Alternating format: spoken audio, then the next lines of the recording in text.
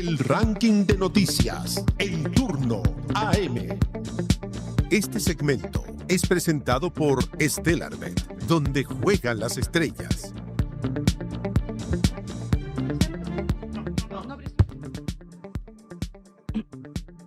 A un mes de los incendios forestales que afectaron a la región del Biobío, vecinos de Lirquén realizaron una protesta para denunciar la lentitud en la entrega de ayudas estatales y la falta de soluciones habitacionales concretas. Dirigentes y afectados aseguran que muchas familias continúan sin techo y dependiendo principalmente de aportes particulares. En paralelo, se intensificó el debate político y social sobre la responsabilidad en la reconstrucción, luego de que la ministra Antonia Orellana y el futuro ministro Iván Poduje confrontaran posturas respecto a la gestión de Empenco. A ello se suma la discusión sobre el rol de los influencers y privados en la canalización de ayudas en contraste con los tiempos administrativos del Estado, y para ello estamos con nuestro querido rey del facto, Camilo Espinosa. ¿Cómo están? Oye, claro, ayer hubo protestas, hubo manifestaciones de tanto en Penco como en Lirquén. Lo que ha ocurrido particularmente en esas dos localidades es que ha habido mucha demora en la construcción de viviendas. Me corrigen acá que Lirquén es una playa de Penco, es parte, perfecto. Hubo manifestaciones y lo que ocurre ahí es la demora en la entrega de viviendas de emergencia. Para que también lo tengan claro, esto lo abordamos ayer en turno PM, pero para que lo tengan súper claro, la vivienda de emergencia no es la vivienda definitiva que tiene la persona. En general es una vivienda, podríamos tachar de desechable, si se quiere, que en el fondo lo que te permite es fundamentalmente aguantar un par de inviernos, si se quiere, como mientras el proceso de reconstrucción de casa definitiva, que es un proceso mucho más demoroso, está listo. Esas casas, normalmente las viviendas de emergencia, están listas en un plazo, pensemos de aquí a marzo ya debiese todas las personas que necesitan o requieren, al menos así ocurrió cuando fueron los mega incendios en Viña, estén construidos, y para eso se ponen a disposición recursos del Estado, también de privado. Por ejemplo, Techo hace una labor respecto a la construcción de esas viviendas de emergencia, también lo hace Levantemos Chile, y también lo han hecho, según hemos estado viendo, el mundo de los influencers, que entregan una que otra casa también a las personas que han sido afectadas por los siniestros. Sin embargo, por ejemplo, hay comunas afectadas por el incendio en donde la construcción de viviendas sociales, de viviendas de emergencia ha sido mucho más rápida, que es, por ejemplo, Concepción. Concepción en una semana ya tenían algo así como 100 viviendas ya construidas. En cambio, en Penco ha demorado mucho la situación, y eso es algo que ha estado denunciando constantemente el alcalde, y también lo hicieron ayer las personas.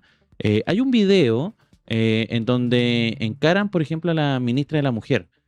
No sé si tenemos el video, José, pero mientras lo buscamos, el video es básicamente de un ciudadano que alega justamente la demora en el levantamiento de casas, pero en algún momento también en la discusión empieza a sacar argumentos tipo: nosotros tenemos la libertad, es un derecho inalienable, empieza a hablar de Cuba.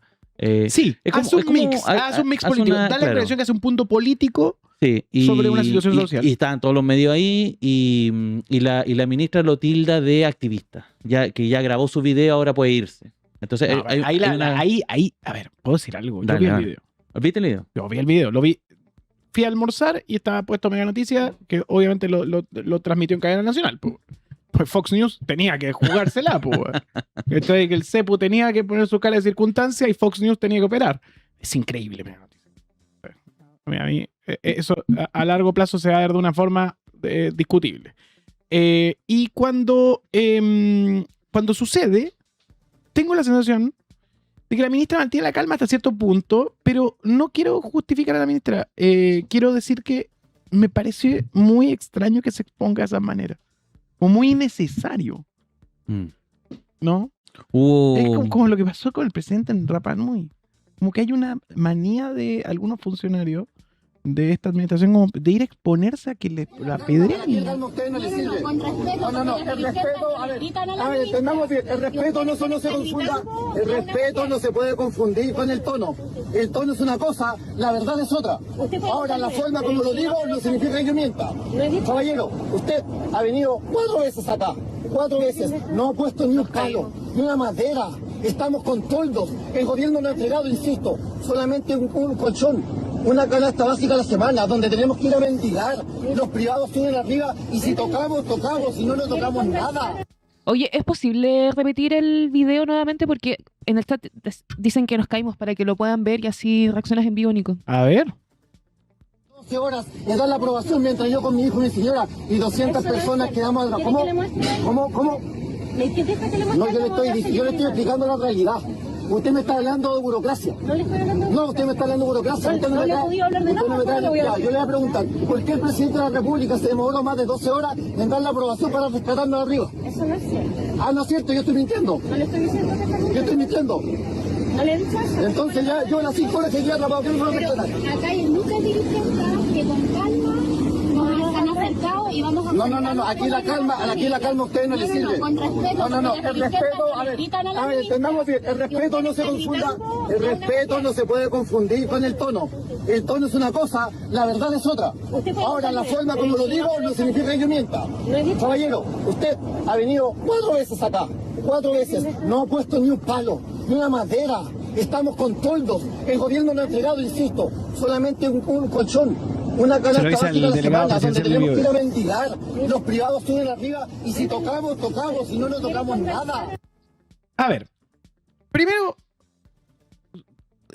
nosotros no sabemos el contexto de la persona que le habla a la ministra. No lo conocemos. Algunos ponen acá, es una persona que hace performance para TikTok. Pero también podemos decir, ¿y si no lo fuera?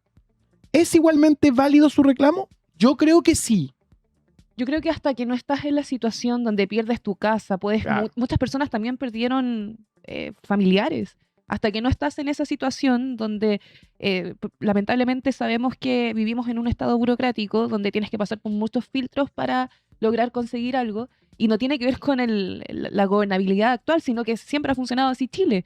Entonces, no lo sé, yo creo que es válido que esa persona reaccione de esa forma. Estamos de acuerdo. Creo que no podemos juzgarlo. O sea, júzguenlo ustedes en No, casa. y- ¿cachai? Pero no, quiero agregar algo a lo que está diciendo él. Entonces ya, ok, consideramos de que Yo no él podría al menos. tiene derecho a manifestar su molestia. La autoridad, cuando se presenta frente a esa molestia, creo yo que pisa el palito, como bien decía Camilo, porque esa persona no quiere la respuesta de la funcionaria, que en este caso es la ministra de la Mujer, o el delegado presidencial. Quiere manifestar su molestia. Y eso se exhibe. Y ahí entramos a otro debate que es una parte que no quiero saltarme de lo que dice el caballero. Con mucho respeto. Que dice, los privados avanzan más rápido. Voy arriba al cerro, agarro algo del privado y lo tengo. Bueno, parece ser que hay mucha gente, y es bastante válido, con la fantasía de que el Estado opere como un privado.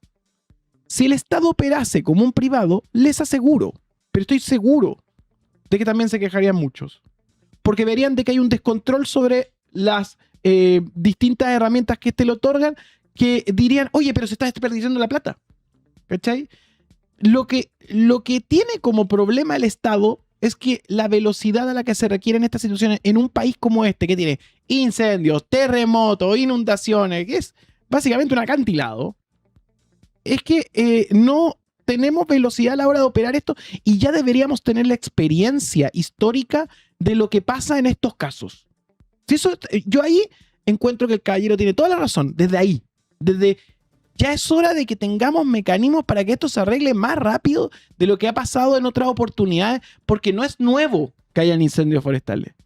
Y eso es sumamente indignante.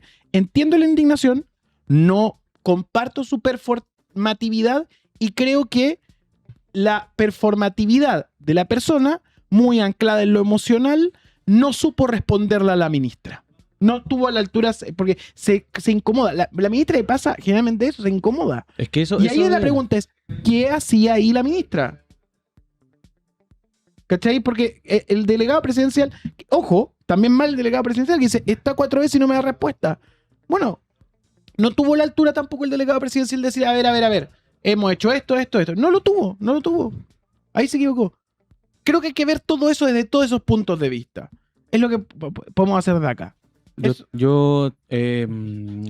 Sí, hay una cuestión importante acá a relevar, que es que sea o no activista, una autoridad de la altura de un ministro de Estado tiene que tener la capacidad de responderle incluso a un activista. O sea, Sí. le puede aparecer un activista de derecha, le puede pasar a Kast que se le enfrenta a un activista de izquierda y tiene que tener la capacidad de responderle. Si no lo tiene, no está a la altura, simplemente. Eso es clave. Y me parece que la actitud tampoco es como responderlo, caer en el juego, sino que dentro de todo, sobre todo en este contexto, sobre todo empatía.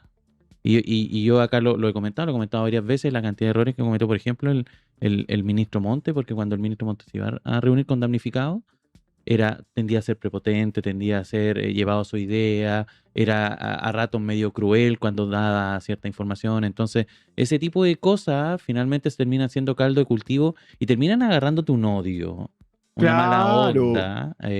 Y finalmente, claro, tú eres representante de un gobierno, de un sector político, y todo eso se termina siendo afectado. Eso por un lado. Lo otro, que es el problema de fondo y que es lo importante. Ayer justamente en el turno veíamos un ingeniero civil en construcción que hacía el análisis justamente de estas viviendas de emergencia que se estaban desplegando en la zona. Hacía una revisión completa y recorría las casas y qué sé yo. Y decía que el gran problema que existía con esto es que en Chile existen 15 empresas que hacen ese tipo de casas. Digamos, las viviendas de emergencia, que las venden en algo así cada una como entre 3 y 4 millones, como a precio mercado. El gran problema es que ninguna tenía la capacidad para responder a demandas de emergencia. O sea, cuando ocurrió lo de Viña, no hubo capacidad de esas 15 empresas de generar la producción que se requerían para hacer la reconstrucción en Viña. Ahora que ocurrió en Biobío, no existen. Si el día de mañana ocurre un terremoto, y ha ocurrido terremoto, y siempre hay demora y siempre hay protesta por el despliegue de la vivienda de emergencia, es justamente por eso, porque en Chile no existe un mecanismo en que esa vivienda de emergencia se pueda producir rápido, pese a que seamos un país en que las catástrofes abundan. Sí, entonces es SimCity. hay una situación ahí estructural importante que la única forma de mejorarla es con política pública, incentivando, digamos, a que estas empresas puedan mejorar su nivel de producción, que existan protocolos, una dimensión ahí de incentivo, me imagino yo, en donde podamos tener, o un banco tal vez de viviendas de emergencia. Yo no soy experto en la materia, pero debiese al menos, eso es un problema. Y Chile no está preparado para ese problema y es un problema que nos va a ocurrir todos los años. Y ya es medio ridículo de que el Congreso, las autoridades no se hayan puesto de acuerdo, administraciones que van, administraciones que vienen, fundaciones. Toda la dinámica. Yo no soy enemigo, por ejemplo, de las fundaciones, del desafío Levante en Chile. Creo que está bien. Pero llevemos eso a una corriente institucional, ¿cachai? Llevémoslo a una dinámica, porque estas cosas suceden cada cierto tiempo y después ocurren. Y ojo, claro, que vivimos estas en cosas. un país sísmico también, que eso mismo. no asegura absolutamente nada. Y de hecho, en estos momentos también tenemos el video de la ministra respondiéndole al alcalde de Penco. Veámoslo. A ver. Yo estuve ayer en Penco. De hecho, fui increpada por un vecino damnificado que estaba muy frustrado. Y ahí yo creo que es importante que, así como el alcalde exige, también cumpla con las que son sus obligaciones legales. Porque no ha firmado las órdenes de demolición para las cuales se tienen que dar curso a las demoliciones. Porque todas las solicitudes las ha hecho por cámara. No ha firmado ni un oficio pidiendo los subsidios de arriendo. Y porque en particular, y esta fue una solicitud de las mujeres de la villa en la que estuve ayer, expulsó a los voluntarios en medio de la noche del colegio Patricio Lynch. Y ellas necesitan a esos voluntarios porque son mujeres mayores que no tienen red de apoyo y que, si bien ya se hizo la limpieza estructural de escombros que el municipio no gestionó y ahora tiene un problema sanitario al lado de Indura, necesitan el apoyo de esos voluntarios, y los voluntarios estaban ahí con lágrimas en los ojos diciéndonos: nosotros queremos venir a ayudar y tenemos la energía, pero nos quitaron el alojamiento. Entonces es importante que eso se haga desde todos los niveles del gobierno. El gobierno central tiene una tarea, sí, pero es importante también que el gobierno municipal cumpla con sus funciones. Y esas funciones no se hacen por la tele, se hacen de acuerdo a los estándares legales. O sea, en base a la información que usted entrega, ministra, el alcalde no ha firmado. No ha firmado las órdenes de demolición. Yo volví a consultar hoy día porque una de las preguntas que me pedía el vecino, recuerdo que su nombre era Anthony, el que aparece ahí en la imagen, me decía: ¿cuándo me van a construir su casa? Y pensé que yo no logré que me dijera dónde estaba ubicada, Lo que sí puedo decir con certeza, habiendo consultado la información oficial, es que no hay órdenes de demolición autorizadas aún por la Dirección de Obras Municipales, la DOM, que como ustedes saben es la que tiene que autorizar eso. Y esos papeleos que frustran tanto y que ayer él me increpaba también diciéndome pura burocracia, son importantes, porque el Estado tiene que cumplir ciertos estándares, tiene garantías, tiene responsabilidades, y para que esas garantías sean exigibles, tiene que tener respaldo, el papelito, ¿ya? Y por lo tanto yo llamaría al municipio a que si tiene esa premura que yo legítimamente creo que tiene y que expresa en sus palabras, bueno, vamos agilizando los trámites también. Esa fue la declaración en sabes.cl. Hay una acotación que hizo también Christopher Espinosa, que entiendo, él que lo entrevista, ¿cierto? Ahí a la ministra de la Mujer. Christopher Espinosa publicó en su cuenta de Twitter anoche sobre la polémica de las firmas para demolición que la ministra Orellana endilgó al alcalde de Penco, Rodrigo Vera. Existe la resolución exenta 239-2026 del MIMBU que indica que no se requiere permiso municipal para demoler. La firma no es necesaria para iniciar los trabajos de demolición, según al menos esta resolución exenta. Ahora, yo quiero decir algo, que en el fondo a mí me tocó más o menos estar ahí cuando ocurrió esto en Viña. El proceso de demolición es demoroso y es difícil porque tiene que hacerse ordenado, porque una vez que se demuele, sobre todo el retiro de escombros, es algo que toma días. Algo que es increíblemente complicado, sobre todo en zonas que es las características que tiene Penco, que son más bien cerros, y en donde, por ejemplo, hay una calle de entrada y una calle de salida para ese tipo de sectores, de barrios. Entonces es complicado, es difícil, va a seguir demorándose. Es una cuestión que se tiene que hacer de manera ordenada, que se puede agilizar, yo me imagino que sí. ¿Cuánta responsabilidad tiene el alcalde de Penco? No lo sé. Igual el alcalde de Penco tiene una faceta que yo siento que poco ayuda a la situación también. ¿Se acuerdan cuando se agarró con Naya Fácil? Es un alcalde también bien mediático, le gusta harto la cámara. Entonces, por ahí eso también complica que en el fondo la gente esté más tranquila o más calmada frente a una situación. ¿Y por qué digo más tranquila y más calmada? No lo digo porque la desesperación no está justificada, sino porque en una catástrofe lo natural es que haya desesperación.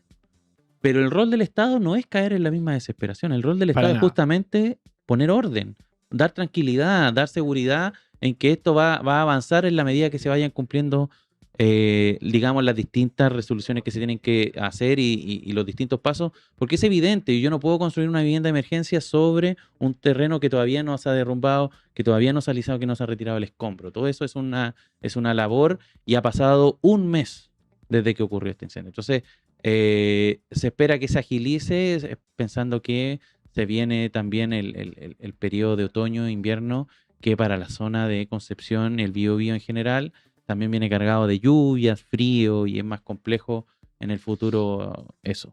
Vamos con el puesto número 2, pero antes una pequeña actualización. Se acaba de confirmar que hay 3 fallecidos, 7 vehículos dañados y 10 lesionados en la tragedia de Renca. Puesto número 2.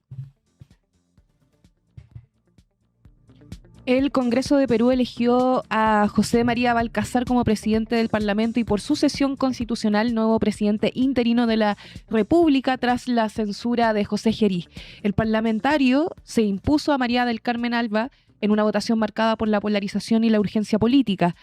Balcázar asumirá un gobierno de transición hasta el 28 de julio con el compromiso de garantizar elecciones transparentes, mantener la estabilidad económica y reforzar la lucha contra el crimen organizado. Su designación sucede en medio de una nueva crisis institucional que profundiza la inestabilidad política en el país de Perú.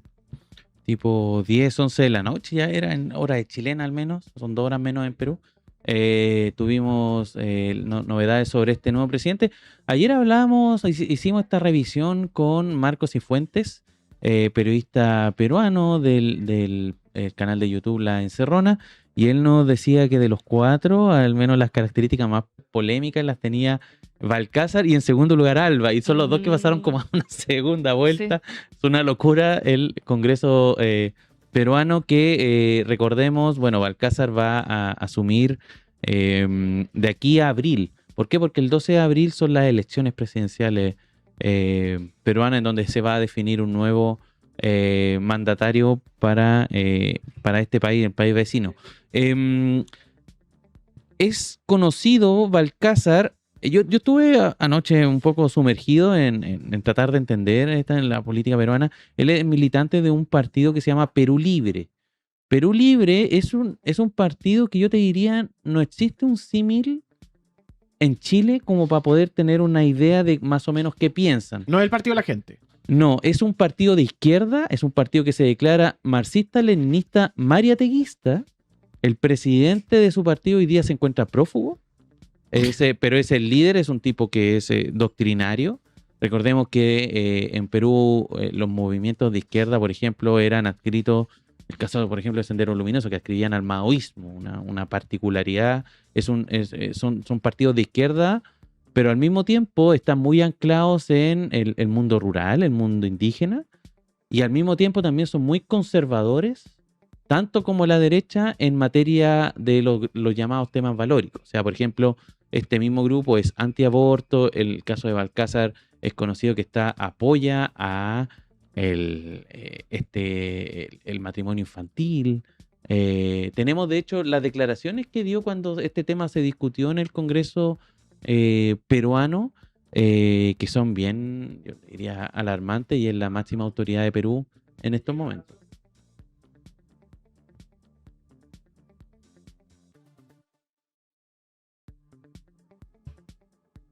Según la ley, el Código Civil, todo, de 14 para arriba no hay ningún impedimento.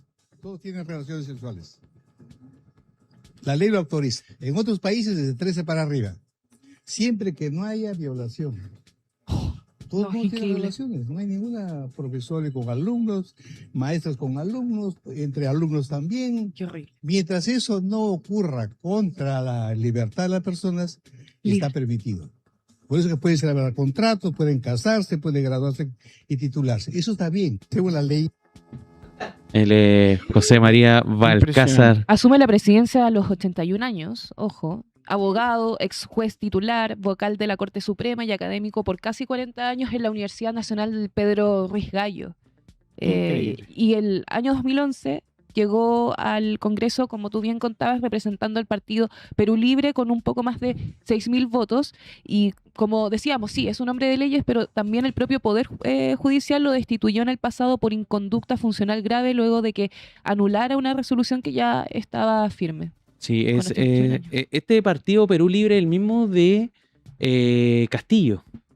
¿Se acuerdan cuando ganó Luis Castillo, este profesor que era parte del gremio? Ahora yo estuve también ahí profundizando y justamente el lote de Luis Castillo es una facción dentro de Perú Libre, es una facción que en el fondo era más bien castillista, si se quiere, como apoyaban, y son en general el rubro de los profesores en Perú, el que le daba su respaldo. En cambio, Balcázar es más bien del mundo más ortodoxo de ese grupo, ya es un grupo más de manual, de doctrinario, si se quiere, en donde tiene todas estas cosas, son muy duros en sus planteamientos. Entonces, claro, es un presidente que podríamos tildar de izquierda porque tiene elementos en su discurso respecto a la justicia social y un montón de otros elementos, pero en materia, por ejemplo, valórica, es alguien que está años luz, digamos. O sea, es alguien que está en un mundo más conservador, es un mundo, también todos ellos muy amparados en el mundo indígena, en el mundo también rural, que es básicamente todo lo que está fuera de Lima. ¿Ya? Por eso también nos llama mucho la atención su pensamiento y su forma de ver el mundo. Él va a estar... él asumió desde anoche mismo, dijo que iba a realizar un discurso, su primer discurso como mandatario, como presidente de Perú, y dijo que asumía desde esa misma noche y bueno, y en el fondo lo que nos da esta imagen de una hilera de presidentes peruanos, todos muy polémicos. Puesto número 1. El presidente electo José Kast intentó abrir conversaciones con jefes de comité del Senado para incidir en la conformación en la mesa 2026, pero su gestión fue recibida con distancia y resistencia. Desde la Cámara Alta recalcaron que la elección de la testera es una atribución autónoma, lo que generó tensión política en el oficialismo entrante. El episodio se enmarca en una compleja negociación por la distribución de presidencias legislativas, donde nombres como Paulina Núñez, Javier Macaya y Manuel José Osandón suenan como posibles cartas. En paralelo, se confirmó que Kast va a renunciar al Partido Republicano antes del 11 de marzo, reforzando el carácter institucional de su futura administración. Oye, esto salió la tercera ayer, ahí está el reportaje. Termino muy simple. Kast quería reunirse por Zoom, ni siquiera de manera presencial. Oye, conectémonos a tal hora para hablar de este tema de la mesa que va a liderar el Senado, quiénes pueden ser candidatos. Y están los senadores, bueno, está todo el Congreso de vacaciones. Por ejemplo, el caso de Luciano Cruzcoque, que encabeza la bancada de Bópoli, él decía que casi como que no tenía internet, que está ahí, no sé, en las Bahamas, perdido, sin señal, entonces casi que no contestó, o sea, avisó que no iba a estar disponible para ninguna reunión de ningún tipo. María José Gatica lo mismo, y Gustavo Sangüesa, que era el que podía, al final dijo, no voy a ir solo yo con Kast a hablar de este tema. Se habla, lo dice el mismo reportaje de la tercera, de que los senadores siempre han querido tomar estas decisiones por ellos. No les gusta que haya incidencia del Ejecutivo, del se mundo, metan, claro, que se metan tienden a hacer, entre comillas, un reclamo de autonomía ahí. Pero de todas maneras me parece una descordialidad dejarlo ahí plantado. Al presidente electo. Al presidente Está electo. mal, le pueden no haber está hecho el bien. gesto, tómense el café con él. Sí. Por último. Era por Zoom. Y era por Zoom. Sí, conéctense. ¿Cómo no es había el poder presidente por electo. Zoom? ¿Le gusta o no? No, mira, no sé si te Tienes que pasa. formar una mesa de diálogo. No sé si te pasa. ¿Qué Te pasa? enojas más cuando tenemos una reunión y no llega la persona por un accidente. ¿Qué? ¿Pero cómo voy a enojar por eso? Ya, no te enojas. No, Pero si la persona estoy preocupada. no llega por Zoom, te enojas más. A mí me pasa que me enoja más que no lleguen al Zoom. Pero igual, espérate, es una situación sumamente extrema. Estamos hablando de vacaciones versus un accidente, pues, Nico. Pero no me importa. A mí igual me genera el... ¡Oh! Pero por Zoom me molesta más. Porque por A Zoom mí no. podría estar conectado a cualquier lado. No, cualquier a mí, parte, por ¿no? eso, no me molestaría si alguien me dice como, por ejemplo, si me conecto por Zoom significa que puedo, como tú bien dices, conectarme de cualquier parte, lo cual también significa que la contraparte también, pues. Entonces, si me dice 5 minutos antes o 10 minutos como, oye, ¿sabes que no puedo? Filo, cierro el Zoom, sigo haciendo mis cosas. Entonces yo ¿cachai? soy el obsesivo. ¿Y a ti, Camilo, te molestaría que te cancelaran? ¿Por Zoom o por persona? ¿Qué es peor? Ya, Lo para que mí pasa es yo que, soy Zoom. es que podemos hablar cosas de trabajo común y corriente, Ujú. que yo creo que por ahí, claro, uno, si está de vacaciones, por ahí se puede demorar a lo menos en contestar, qué sé yo. O derechamente no contestar y todo. Y por ahí pasa, digamos, pero acá estamos hablando también del gobierno, o sea, estamos hablando de las máximas autoridades que van a asumir en un par de semanas. Entonces, ¿cuánto le queda? Menos de un mes para asumir. Entonces, Quedan 2 y semanas. estamos hablando de coordinación. 2 semanas quedan para marzo, A ver, pero esto es la semana una- siguiente. Sí, quedan 3 semanas, efectivamente. Entonces, mi impresión es que hay que ponerse también a disposición, a la altura. Uno nunca deja, y ellos que son militantes, no dejan de ser militantes porque estén de vacaciones. Entonces, y estas son labores políticas. Ujú. Entonces, a lo mejor reunirse y decirle, presidente, esto lo vamos a ver entre nosotros, porque también salieron declaraciones disparatadas. Le hicieron una entrevista al senador Kuzanovich y dijo, ¿por quién va a votar para la mesa de senadores? Y dijo, por mí mismo. Entonces, no sé si vieron esa noticia del senador Kuzanovich. También conocido como que le han dicho alguna mandándose oportunidad, solo. le han dicho Gusanovich. Kuzanovich. Se están mandando solo. Yo mismo. Entonces, y además sale también la noticia de que, ahí está, mira, Kuzanovich revela quién es su carta para presidir el Senado. Yo voto por mí. Ese es un meme. Y se pone y se arregla la corbata. Es buena la nota. ¿Qué está Tipo de pasando? meme. Hágale un meme, está muy bueno. Yo voto por mí. Entonces están todos mandando solo. Hay ahí también están saliendo algunos nombres que pueden ser para encabezar el Senado. Va a ser importante, me imagino yo, quien va a ser el secretario general de la presidencia, el SECPRES, que es José María Ruminot, que va a estar ahí digamos, a cargo de la relación con el Congreso. Y lo último, que también fue noticia que salió ayer y lo confirmó el presidente del Partido Republicano, va a renunciar al Partido Republicano José Antonio Kast. Va, Pero con acto simbólico. Antes del 11 de marzo él ya lo había anunciado en campaña, y es una tradición en general en los partidos de derecha, cuando asumen, lo hizo Piñera también, que renunció a RN, y lo va a hacer ahora también José Antonio Kast. Así que eso. Cuando son exactamente las 10 de la mañana con 7 minutos, fin del ranking de noticias. Muchas gracias, Camilo Espinosa. Nos estamos viendo en Turno PM más ratito. Nos vemos en Turno PM. Pase con la PAN. Los titulares más importantes de la jornada. Esto fue el ranking de noticias en Turno AM.